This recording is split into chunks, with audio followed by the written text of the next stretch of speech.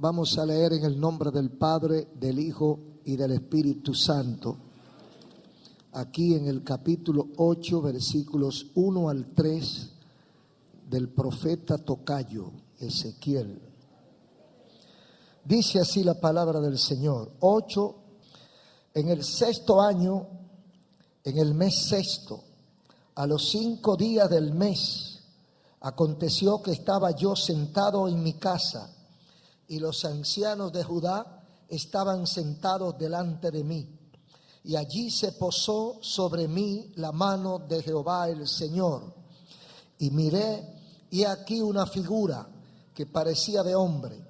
Desde sus lomos para abajo, fuego.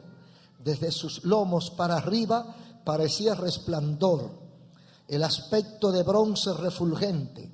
Y aquella figura extendió la mano y me tomó por las guedejas de mi cabeza, y el Espíritu me alzó entre el cielo y la tierra, y me llevó en visiones de Dios a Jerusalén, a la entrada de la puerta de adentro, que mira hacia el norte, donde estaba la habitación de la imagen del celo, la que provoca a celos.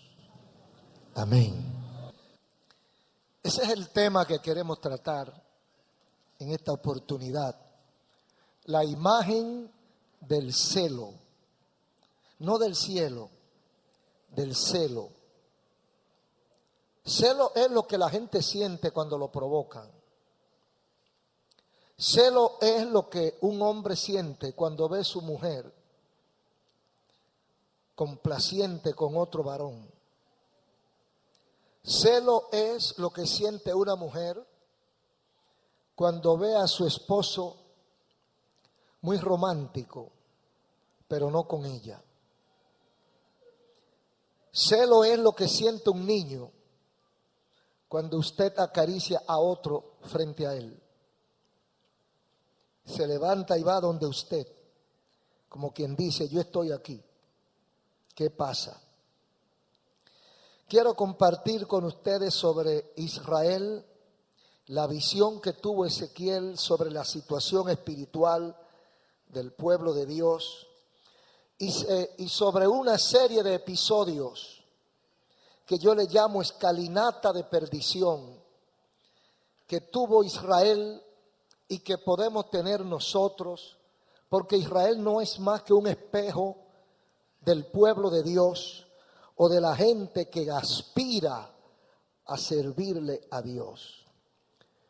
Y es una pendiente como que la gente utiliza para en torno a su relación con Dios. Ustedes saben que los grandes edificios poseen escaleras de emergencia, además de las internas o de los elevadores.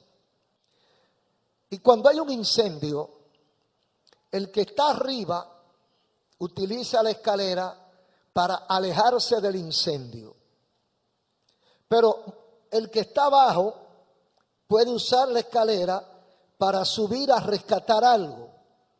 Entonces, mientras uno baja para huir y alejarse del peligro, el otro sube y se acerca al peligro utilizando la escalera. En nuestro mundo, nuestra sociedad, pareciera como que hay gente que tienen licencia para pecar. Licencia que le permite vivir una vida imperturbable de iniquidad. Es decir, que cometen un pecado tras otro y no sienten ni siquiera remordimiento, sino que se van ensuciando cada día más y se van haciendo insensibles al pecado, se van blindando como para que el pecado no le penetre, porque ya se ha hecho costumbre. En las relaciones hombre-Dios o Dios-hombre existe un margen permisivo del límite. O sea, Dios va permitiendo cosas. Dios va siendo condescendiente. Dios va dando oportunidades. Y a veces creemos que son interminables. A veces creemos que siempre será así. Pero según uno aprende en la Biblia, hay un límite. Hay un punto donde Dios dice, ya, basta, de aquí no vas a pasar. Y si no, a menos que haya un cambio en la vida, si no hay un cambio en la vida, entonces vamos rumbo a la catástrofe, a pesar de la misericordia y de la paciencia divina.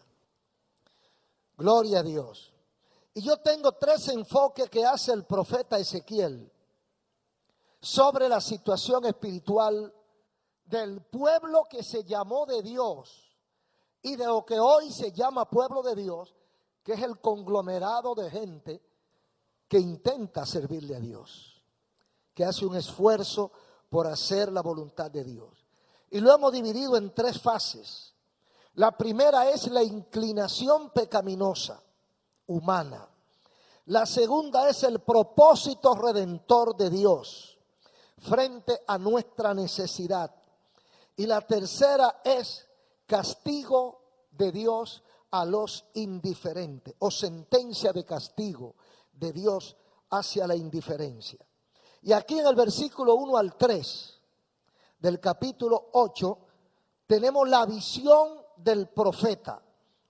Dice que estaba él, aquí no dice Babilonia, pero él vivía en Babilonia, porque él era uno de los desterrados, de los exiliados o de los cautivos, que había sido extrañado de Israel y de Judá, y vivía en Babilonia.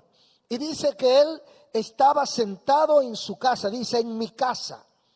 Y los ancianos de Judá, que también eran expatriados, porque Judá había sido invadida, estaban sentados delante de mí.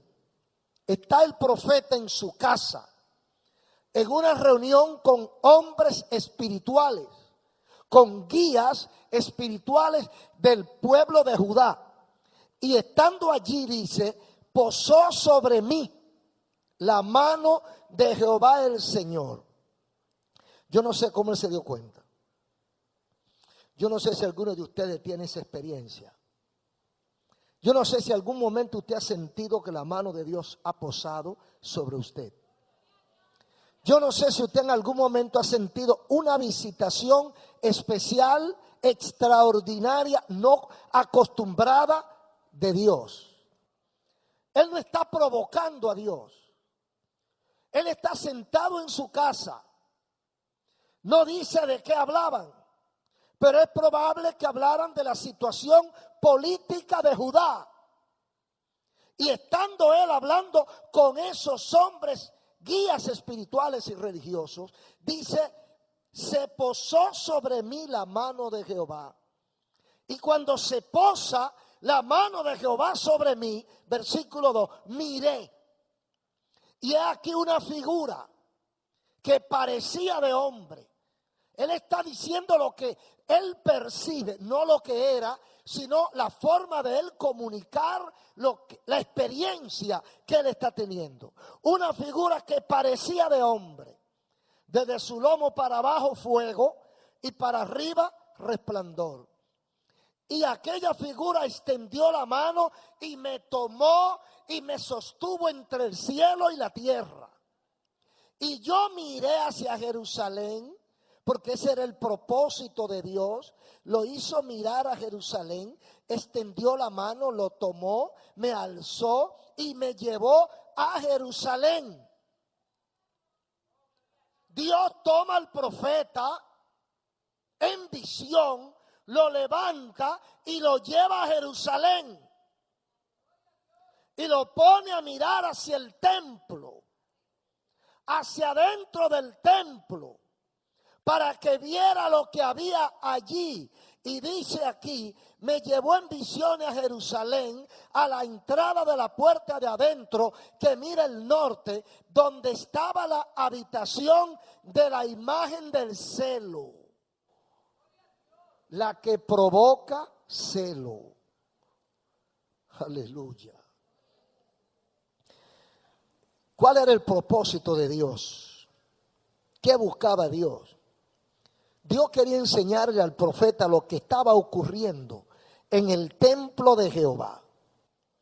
A veces nosotros pensamos como que Dios es ajeno a nuestra vida. A veces nosotros creemos como que Dios no se mete en las cosas que nosotros hacemos. A veces nosotros creemos que porque nos ocultemos, Dios no nos está chequeando, no nos está mirando. Pero Dios está atento a todo lo que pasa en su pueblo. No importa dónde nos reunamos. Y entonces Dios nos manda por primer lugar ese mensaje. ¿Qué vio el profeta cuando fue llevado a ese lugar?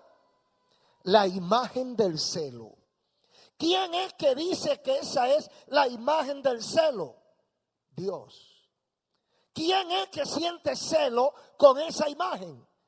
Dios. Entonces no tenemos que ser teólogos para entender cuál era la imagen del celo. Era la imagen de un Dios pagano que estaba en el propio templo de Jehová. Era una escultura, una imagen, una esfinge, una pintura de la imagen o de una imagen, algo imaginario, un Dios imaginario de un Dios falso, un Dios Baal que estaba en el propio templo de Dios y provocaba a Dios a celo.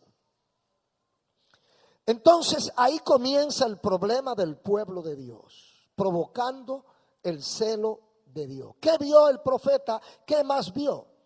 Dice el versículo 10, mismo capítulo 8 de Ezequiel. Entré pues y miré, y he aquí toda forma de reptiles y bestias abominables, y todos los ídolos de la casa de Israel que estaban pintados en la pared. ¿Qué vio Ezequiel cuando mete su mirada hacia el templo? Un santuario. Y en el santuario había un grupo de hombres, de líderes, de hombres que se entiende, conocen a Dios, de gente que había tenido alguna experiencia con Dios, pero las paredes del santuario dice que están dibujadas con toda forma de reptiles y bestias abominables y todos los ídolos pintados en la pared. Usted dirá, pero eso es arte. Eso no tiene ningún problema, ¿verdad? Porque un pintor se inspira y decora la pared con lo que él cree. Pero las paredes son del santuario. Estamos hablando de un santuario. Yo no sé, pero desde el principio de las relaciones de Dios con el hombre, Dios ha rechazado todo tipo de imagen. Yo no sé por qué hay iglesias que tienen imágenes ahora. Hay iglesias, aún llamadas evangélicas, que tienen cuadros. Hay unas iglesias en Colombia, me han dicho, yo no las he visto, que tienen el cuadro, el retrato, la foto, tamaño real del pastor y la pastora. Hay otros que tienen la foto del líder del movimiento, o del profeta o del apóstol. Eso hay que respetarlo porque son asuntos privados. Pero la Biblia descarta eso. Ellos, para adorar a Dios, tenían pintura de reptiles y bestias que Dios abominaba. O sea, era un recordatorio. Esto les recordaba a ellos su vida pagana o la vida de los paganos. Y a Dios no le agrada eso. ¿Cuántas veces nosotros estaremos recordando nuestro culto pagano y mezclando la gloria de Dios? Esto puede representar muchas cosas, porque puede ser que las imágenes son para recordarnos, aunque Dios dice que es espíritu, dice la Biblia, y que no necesitamos más nada, porque Dios es espíritu.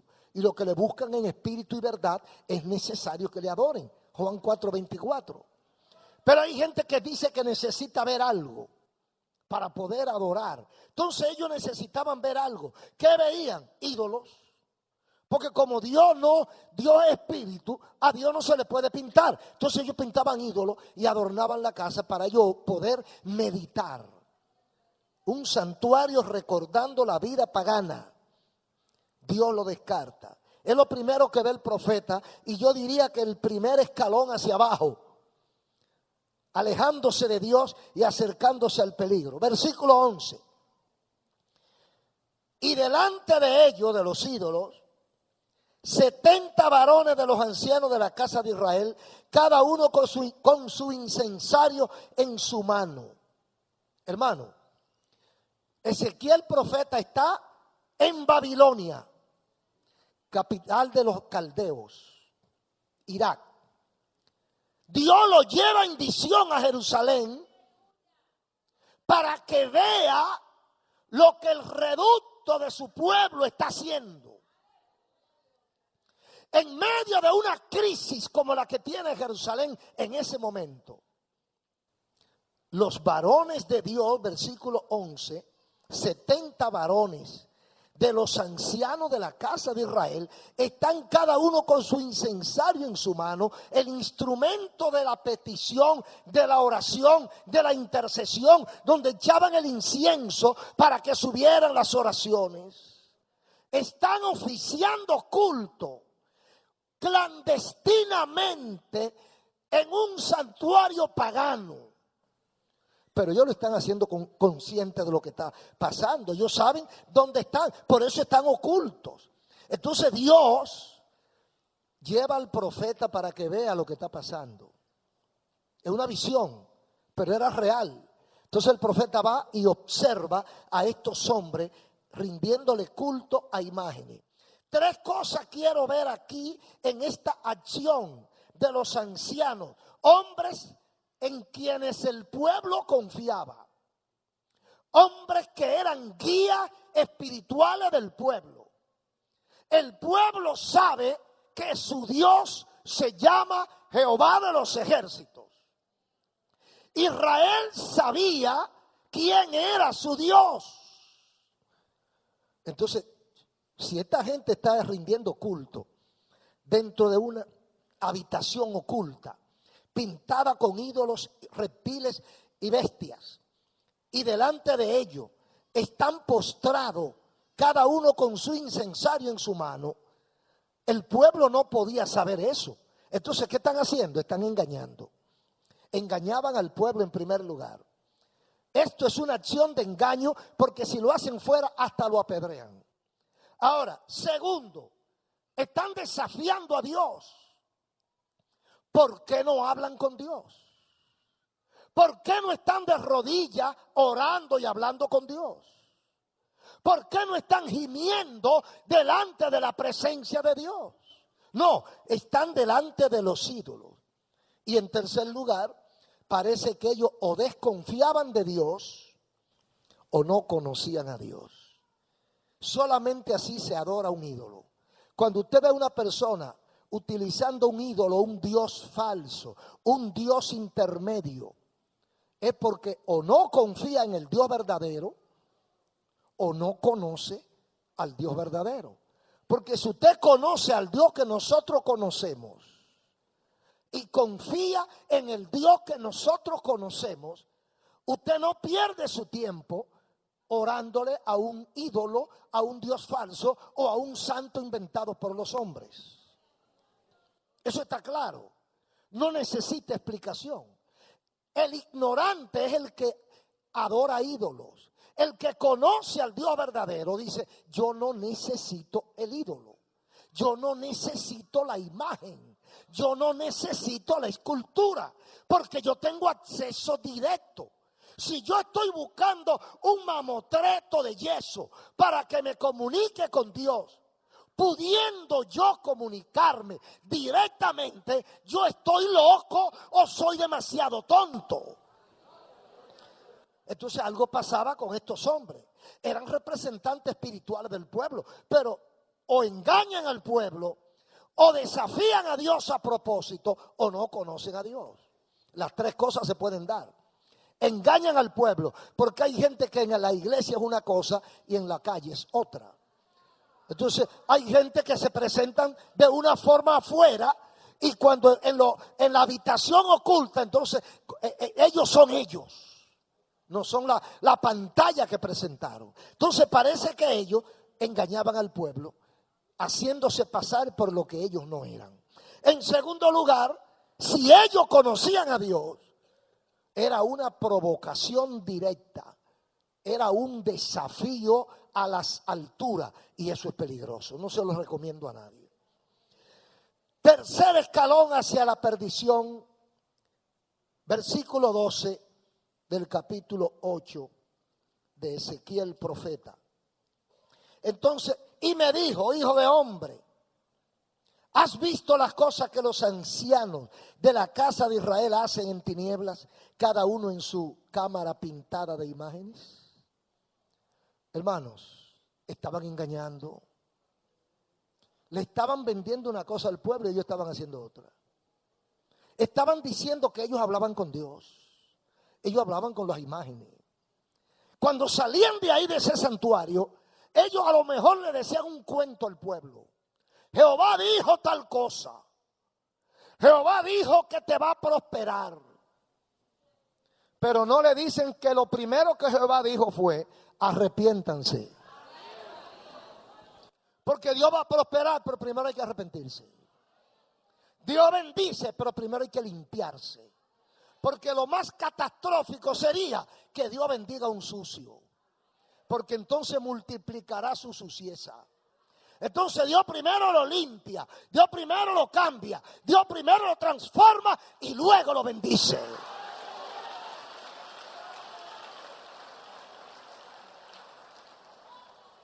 ¿Has visto lo que hacen los ancianos en tiniebla? ¿Te has dado cuenta lo que están haciendo? Nadie lo sabe. El pueblo de Jerusalén está totalmente ajeno. Dios toma al profeta desde Babilonia para mostrarle lo que hacen ellos en secreto. Los ancianos de la casa de Israel hacen en tiniebla, cada uno en su cámara pintada de imágenes. Oh, bendito sea el Señor. No había sinceridad. Querían conservar su estatus de líderes, de ancianos, de guía del pueblo, pero no se comunicaban con Dios. Eso sí es peligroso. Amigos y hermanos, eso está pasando en el siglo XXI y pasó en la parte final del siglo XX. Hay muchos hombres y mujeres de Dios en el último tiempo que, como dice 1 Timoteo capítulo 3, tiempos difíciles. Está pasando hoy gente que aprendió a comer del panal de la gloria de Dios. Se acostumbró a comer de la miel de Dios, pero por su inconducta, por su maldad, Dios les retiró el panal. Y se han quedado como perico en la estaca, oliendo donde guisan. Pero el melao hace rato que se fue. Entonces van al altar y dicen, estoy hablando con Dios. Mentira del diablo, está hablando con Baal.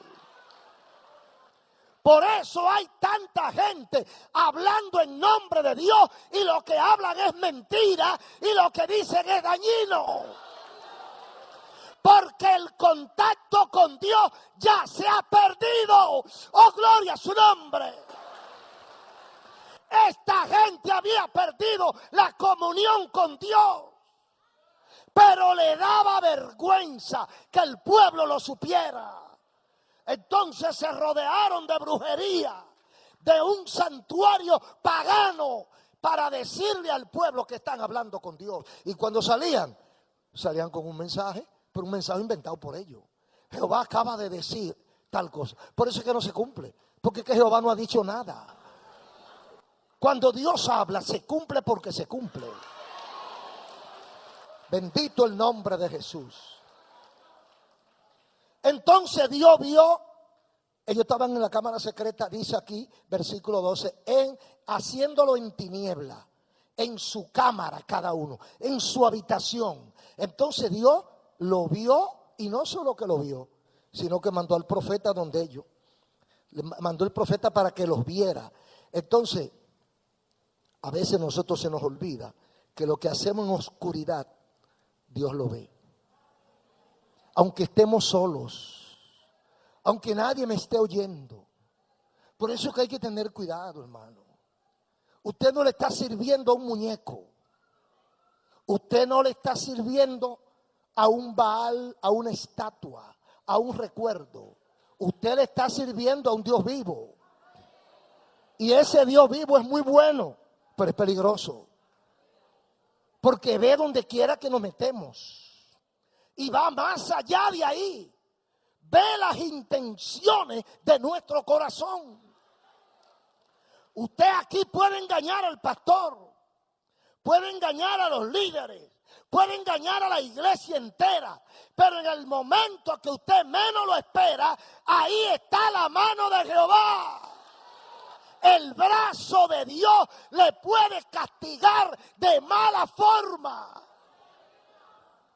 A veces la gente pide la oración y cuando usted oye el poquito que pueden decir de lo que le pasó, usted se da cuenta que trató de engañar a Dios y sencillamente está recibiendo algo de lo que le toca. Porque Dios no es muñeco y Dios no es tonto. Entonces, si usted sabe que Dios es real, ¿por qué relaja con Él? No juegue con Dios. Váyase a otro sitio a relajar. En los hechos, la iglesia primitiva comenzó con 2 muertos. Y Dios solamente lo hizo como un metamensaje. No siguió matando mentirosos, porque imagínense. Pero usted busca en el capítulo 5 de los hechos, usted encuentra una pareja, una parejita. Por habladores murió el esposo y detrás murió la esposa porque vino a sostener la misma mentira. Ananías y Zafira. Porque es que no podemos jugar con Dios. Usted dice, no, Dios no se mete en eso. Ah, Dios no se mete en eso. Lo que pasa es que tú no te das cuenta que Dios te está chequeando. Y por la vía que tú menos esperas, viene la respuesta. ¿Y por qué me pasó esto? Si yo soy un hombre cristiano. Ajá, tú eres cristiano. Entonces Dios se equivocó. El tablazo que te vino, el golpe que te vino, depende. Mire, esos vientos, esos aguaceros, son lo que tú sembraste. El que siembra viento, cosecha tempestad. Entonces a veces nosotros vivimos relajando con Dios. Una cosa en la iglesia y otra cosa en la casa. Una cosa en el trabajo y otra cosa en la casa. Y cuando viene el golpe, los hermanos están orando. Ay, pidan a Dios misericordia. Porque Dios no es muñeco como nosotros queremos. Versículo 12, segunda parte. Ahí viene la excusa. O sea, el que peca, el que desobedece a Dios, el hombre o la mujer evangélico o no, que sabe lo que debe hacer y no lo hace, está desobedeciendo a Dios. Pero tiene una excusa. Tiene una excusa, decían ellos, porque dicen ellos, no nos ve Jehová. Jehová ha abandonado la tierra. Hoy la gente dice, Dios no se mete en eso. Dios no se mete conmigo. Dios me soltó en banda a mí. Eso crees tú que Dios te soltó en banda. Usted sabe que de los 8 o 10 mil millones de personas que hay y de los que han habido en la tierra, Dios no ha soltado en banda ni uno solo. A todos nos tiene pendiente. Y usted dirá, ¿y cómo? Porque nosotros lo pensamos con la mente finitica de nosotros. ¿Y cómo? Bueno, el cómo no es problema tuyo. El cómo es de Él. Él es que sabe cómo. Pero Él sí sabemos, conforme a la Biblia, que ni la hoja de un árbol se mueve sin su consentimiento. Mire, si el sistema informático tiene un control casi exacto de las cosas y un hombre tiene una empresa con 4, 5, 20 dependencias, con 2 o 3 mil empleados, y a través de su computadora lo controla todo. Imagínese usted Dios. Imagínese usted el tamaño y la capacidad de la computadora divina. Entonces Dios está atendiéndote a ti. Dios no se ha olvidado de ti. Dios no se ha apartado. No creas que Dios se olvidó de tu familia y que tú no le importas a Dios. No creas que tu abandono se debe a que Dios se olvidó de ti. No creas que tu soledad, que tu dolor, que tus angustias, que tus problemas es porque Dios se olvidó de ti. Pudiera ser lo contrario. Pudiera ser porque no se ha olvidado de ti. Es probable que sean mensajes. Es probable que Dios esté permitiéndole a Satanás que te golpee para que levante la cabeza, para que te acuerdes de Él. ¡Oh, gloria a Dios! Ah, no, Dios no se mete con nosotros. Dios se olvidó de nosotros, decían la gente de Israel. Dios se olvidó de nuestra familia, Dios se olvidó de nuestro país y Dios se olvidó de todo. Es un cuentecito de Satanás para que tú también te olvides. Entonces el golpe no vino porque Dios se olvidó de ti, sino porque tú te olvidaste de Él. Se parece pero no es lo mismo.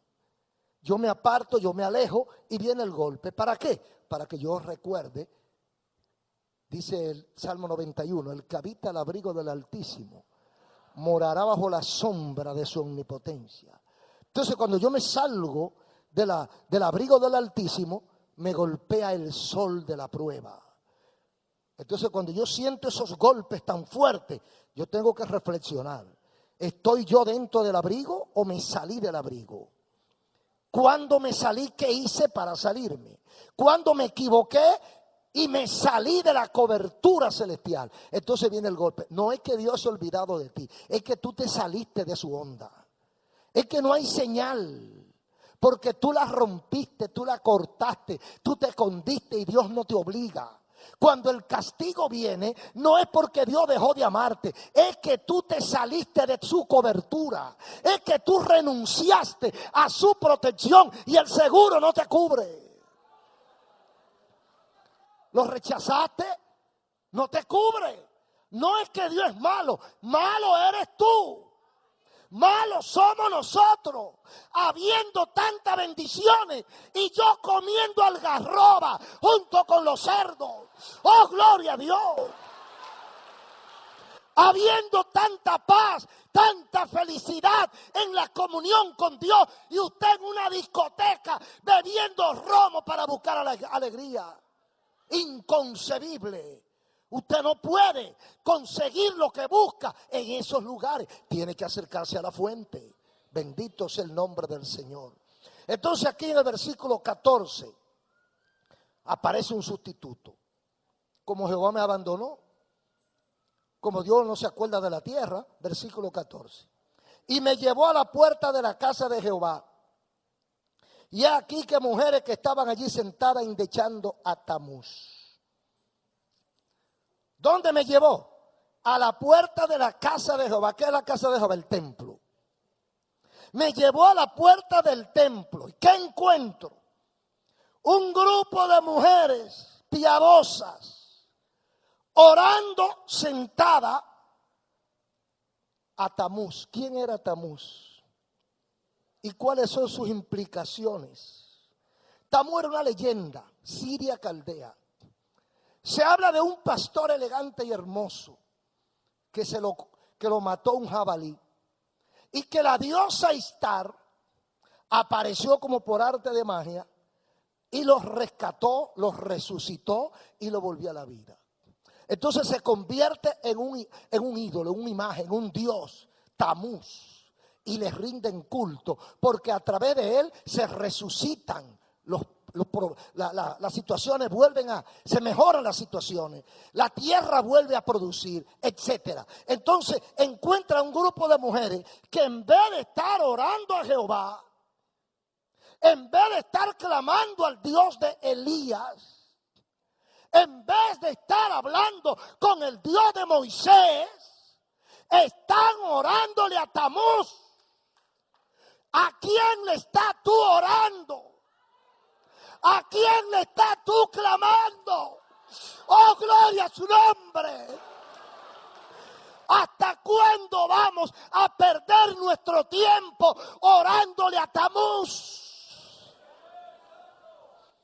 Endechando, llorando, clamando, fiestando, celebrando a un ídolo inventado por ellos mismos. Todo el que ha dejado a Dios necesita un soporte para agarrarse. Y cuando usted se aparta de Dios, anda buscando como loco a qué agarrar. Y ahí aparece el diablo y le presenta: toma, agárrate de esta rama. Y usted no se da cuenta que está seca. Y que el tronco también está seco. Y que usted se va a caer con todo y rama y se va a ir al infierno. Agárrate del tronco verde que se llama Jesucristo.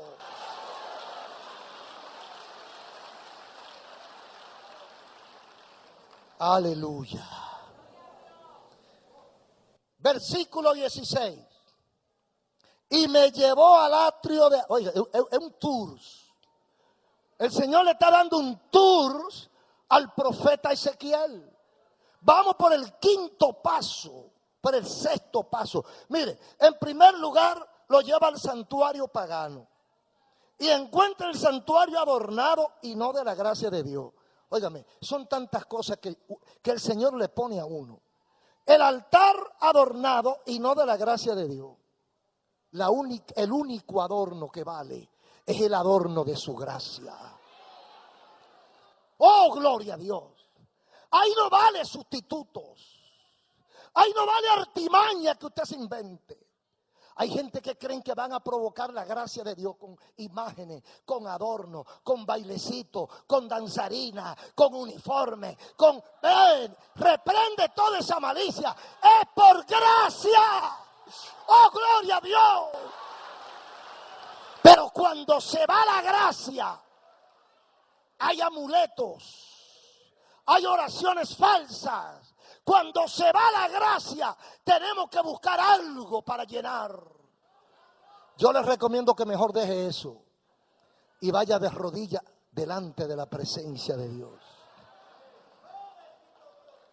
Guías espirituales clandestinos, orándole a ídolos. Personas que olvidaron quién es Jehová.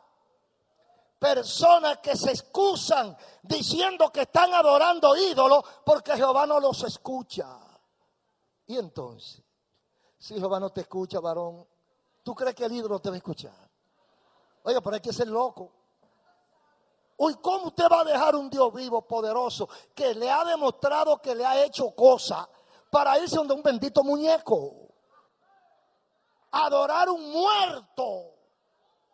Si el que está vivo, si aquel que mataron y resucitó al tercer día y fue levantado en las nubes, no puede hacerlo, ¿quién lo va a hacer? Yo te recomiendo que te quedes pegado de él, aunque no te conteste. Como dijo Job, aunque me matare, en él esperaré. Aleluya. Oh, gloria a Dios.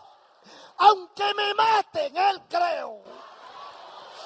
Bendito el nombre de Jesús. Versículo 16. Y me llevó al atrio, eso es el patio de la casa, el atrio y adentro de la casa de Jehová.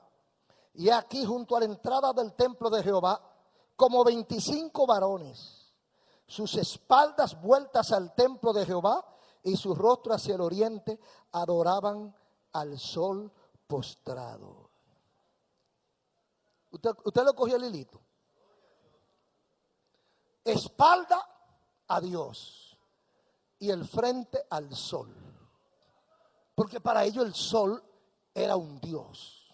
Entonces ellos le dan la espalda al Dios verdadero. Ellos están clamando, ya contigo no va nada, Jehová. No te necesitamos. Ustedes saben que en el altar estaba el arca de Jehová, donde estaba el símbolo de la presencia de Dios. El símbolo de la presencia de Dios era el altar, porque en el altar estaba el contenido de su gloria. Entonces cuando yo le doy la espalda al altar, le estoy dando la espalda a Dios. ¿Cuánto significado tiene eso? ¿Cuántas veces usted le ha dado las espaldas a Dios? ¿Cuántas veces usted, amigo, en su problema, en vez de buscar a Dios, le da la espalda? ¿Por qué lo hace? ¿Por qué lo hace? ¿Por ignorancia o por rebeldía? La mayoría lo hacen por rebeldía, porque saben que hay un Dios, saben que es poderoso. Lo que pasa es que no quieren asumir compromisos. Hay mucha gente que no quiere compromiso. Dice, no, yo dejo a Jehová para última hora. Yo dejo a Dios para última hora, porque Dios exige. Bueno, hay un versículo que dice, Dios no oye a los pecadores. Entonces, para comenzar hay que arrepentirse. Hay que pedir perdón para comenzar. Y hay gente que quiere los beneficios, pero no los compromisos. ¿Cuántos religiosos, cuántos amigos que solo van a la iglesia cuando tienen el problema? Cuando tienen el tornillo adentro y ya la rosca no da más. Cuando ya se acabó todo y la llave se corre porque ya no hay para dónde darle. Vamos a buscar a ver. Matrimonio de 8 y 10 años. El diablo se metió entre ellos. Han repasado todos los psicólogos y psiquiatras, terapeutas y consejeros y nada. Pastor, queremos hablar con usted. Porque entonces me hacen la historia de sus tours. Y ahora venimos a ver si Dios puede ayudarnos. ¿Y por qué tú le das la espalda a Dios? Te va lejos, hace lo que te da la gana. Entonces ahora cuando ves que no hay solución posible, ahora tú vienes y te acuerdas de Dios. Oh, bendito sea el nombre del Señor. Me llevó al atrio y junto a la entrada 25 varones, clamando y rogando, sus espaldas vueltas al templo de Jehová y su rostro hacia el oriente, adoraban el sol postrados. Esa es la realidad de mucha gente hoy. Buscan solución en su crisis económica, familiar o de salud, pero de espaldas al verdadero Dios. Nunca habrá solución, porque el diablo tiene 2 sábanas, corta y larga. Y Satanás es engañador. Los brujos, por ejemplo, la gente que va a los brujos, hay gente que va a los brujos porque hay gente que todavía cree en brujos. No en su existencia, sino en su trabajo. Porque la existencia es real y lo que ellos hacen es real. Ahora, la efectividad de eso es peligrosa. ¿Por qué? Porque Satanás viene y te quita un tumorcito que tú tienes. Digamos, tiene un tumorcito en una mano. Y los médicos no han podido dar con la solución. Entonces tú vas donde un encantador, donde un brujo. No, porque esa mujer sabe mucho. Y usted va donde que le haga una brujería y se le quita el tumorcito. Al cabo de 3 años le sale aquí, en la cabeza. Y ahora, varón, las manos te las podían hasta cortar, pero ¿y la cabeza? Si te apean la cabeza, deja de ser tú. ¿Qué quiero decir? Y eso lo saben ustedes la mayoría.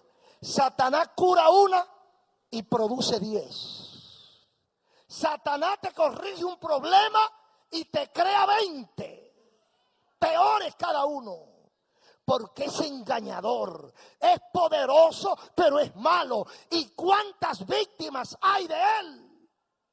¿Cuánta gente que ha ido a resolver el problema de sus hijos a casa de un brujo? Y ha perdido los hijos y ha perdido la familia completa. Todo lo contrario al Señor. El Señor te salva a ti, te salva a tu hijo y no te cobra. Y si alguien te está cobrando, ya tú sabes que ese no es de Dios. Mi paz os dejo, dijo Cristo, no como la da el mundo, yo la doy. De espaldas a Dios, pero quieren la solución de su problema. Nunca llegará a la solución de tu problema. Y en el versículo 18 del mismo capítulo 8 está la respuesta de Dios. Muy contundente y sencilla. Pues también yo, dice Jehová, ante la situación de su pueblo, que olvidaron a Dios, que buscan un sustituto, que tienen la imagen del celo a la entrada del templo. Que desde que usted ve, llega lo que ve a la imagen del celo, la imagen del Dios pagano, desafiante para Dios. Entonces Dios responde, versículo 18. Analícelo usted mismo. Pues también yo procederé con furor. 1, no perdonará mi ojo. 2, ni tendré misericordia. 3, y gritarán a mis oídos con gran voz y no los oiré. Y ahora, varón. Y ahora, versículo 18, Dios está respondiendo. Yo voy a proceder. Ustedes han sido deliberadamente desafiantes. Me han provocado a celo. Han puesto un Dios barato en lugar mío. Me han dejado a mí para buscar a Tamuz. Yo también voy a proceder. Voy a proceder con furor. Voy a proceder con ira. Hermano, yo no quisiera caer en ese gancho jamás. Mire, tiembla la tierra ante la declaración de Jehová. Voy a proceder con furor, encendido, con ira, con juicio. Voy a proceder. Y lo primero que voy a hacer es, no voy a perdonar. Dejaré de perdonar. Todo lo que vea, no lo voy a perdonar. Porque Dios va a actuar con ira. La ira de Dios es incalculable. La gente cuando, por ejemplo, cuando hay un temblor de tierra de eso áspero, cuando hay un tsunami que no perdona a niño, ni anciano, ni embarazada, ni enfermo, gente despavorida huyendo y caen muertos, agarrados por la tenaza del huracán o del temblor de tierra. Usted dice, pero ¿y qué pasa? Usted busca en los salmos y encuentra parte de eso. Es el furor de la ira de Dios. Dios puede hacerlo como Él quiera. Dios es el dueño tuyo y de la naturaleza. Cuando Dios se enciende en su ira, óigame, lo único que puede ayudarme es su propia misericordia. Pero Dios tiene muchas maneras de hacernos entender que Él es Dios. Dios puede utilizar a otra persona para humillarnos, para doblegarnos y castigarnos. Pero Dios puede utilizar la propia naturaleza para humillarnos. Cuando hay un temblor, usted ve a los grandes de rodillas. Usted ve a la gente dando gritos en el suelo. Y los que más encampanados viven, esos son los que están más asustados. Esos que viven allá arriba en los penthouse, en el piso número 44. Allá donde los hombres abajo se ven chiquitos. Cuando tiembla la tierra, quisieran tirarse para abajo para caer, para salir rápido de ahí. Pero allá tienen todo su lujo. Allá cuando usted llega cree que llegó al cielo de tan lindo que está. Pero cuando tiembla esa tierra en alta mar y se hacen esos vacíos en el océano, eso es peligroso. La ira de Dios no tiene control. Dice aquí, yo procederé con furor. Dios actuará con ira. No habrá perdón. No habrá compasión. Y lo que más duele es lo último. No los oiré.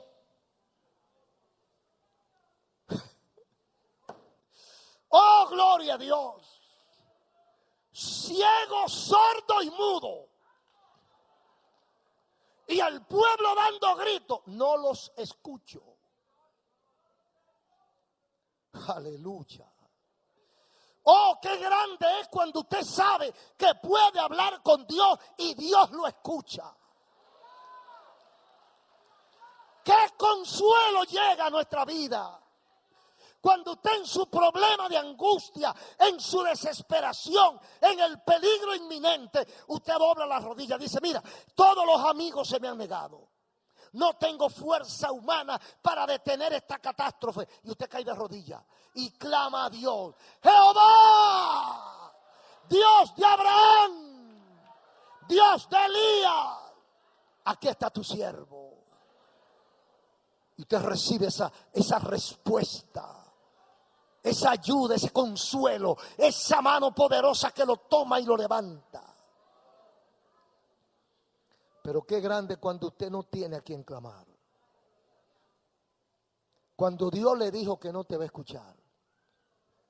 Por más que grite, no te oigo. Cerré los oídos. Eso es poderosamente malo. Y es evitable, porque todo esto cayó por su desobediencia, por su constante desvío del camino del Señor, hasta que llevan a Dios a la ira total. Y Dios se pronuncia y dice, y no los oiré.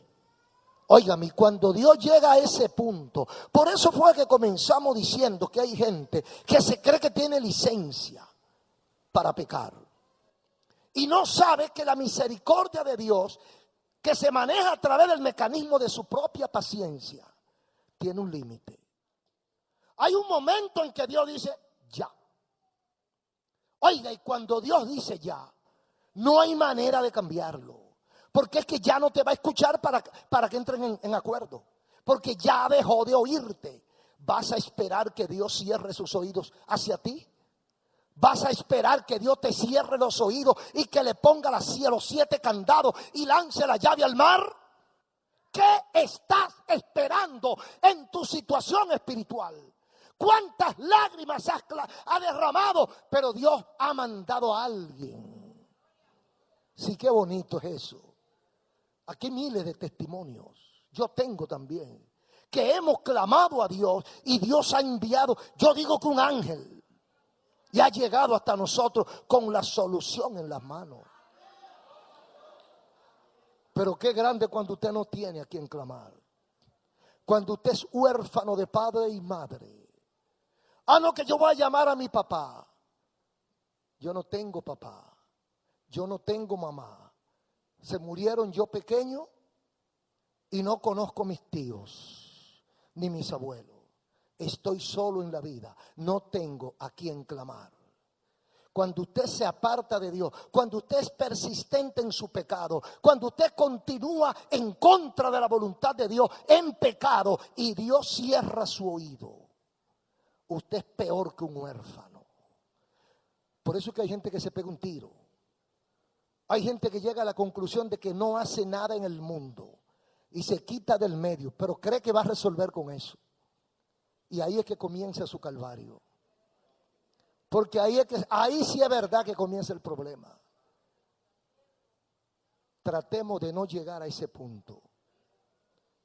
La imagen del celo. No provoquemos a Dios.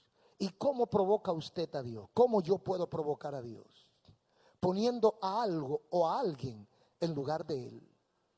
Dice la Biblia, el que ama padre, madre, hijo o heredad más que a mí, no es digno de mí, dice el Señor. Entonces usted puede provocar a celo a Dios con su forma de vivir. Trate de enmendar esa situación para que Dios tenga misericordia a tiempo, porque hay un margen que yo no sé hasta dónde llega. Usted no sabe hasta cuándo Dios lo va a estar esperando.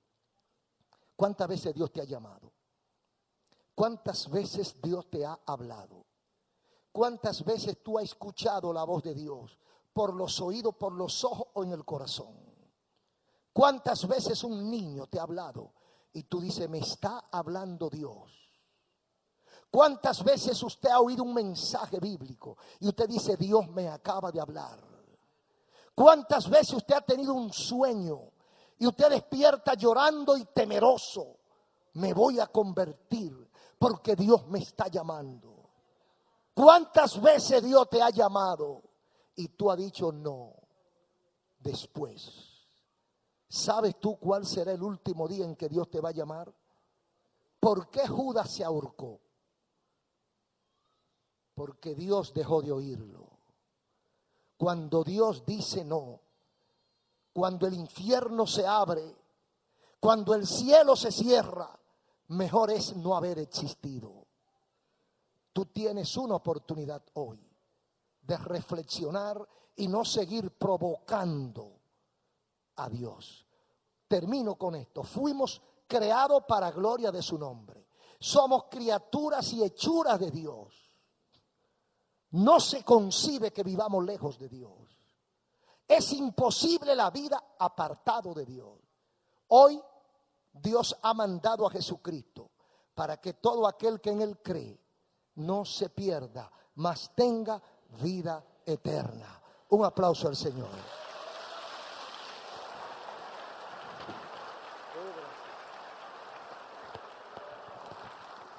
Todo el que haya sentido ese toque de Dios, todo el que esté aquí o esté a través de la radio o de cualquier medio y haya sentido que Dios le ha hablado, yo le invito a entregar su corazón a Jesucristo. Acércate al Señor.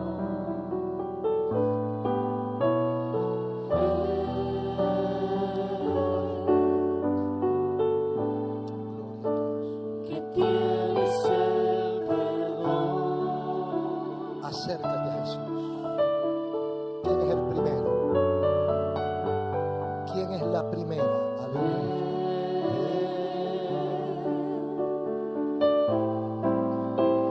Él murió por ti.